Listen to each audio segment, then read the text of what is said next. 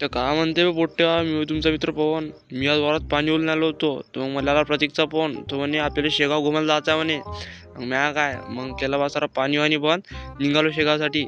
आता आलो बसमध्ये. कंड्या का टाकलं, बोट चमकून आलं होतं. बसमध्ये बसलो. मग आपला मित्र भेटला मला डेपोवर. मग याच्यावर भेटलो जरासा.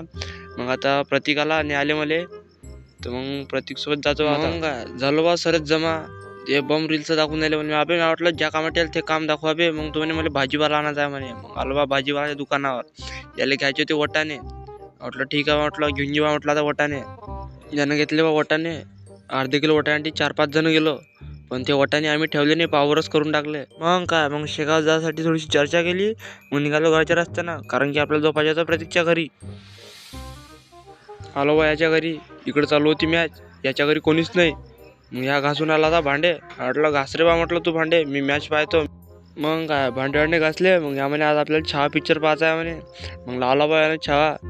मग काय मग पिक्चर तेवढा जबरदस्त होता की झोपच नाही आली. त्या बंदाला मॅगी ठेवणं काही बनवते. बनवून तर आला बे मागडी मॅगी, पण त्याला मॅगी बनवता नाही येत. मग युट्यूबवरून पोपो मॅगी बनवली मग त्यानं. पण तरी झोप नाही आहे. मग खेळलो लुडो.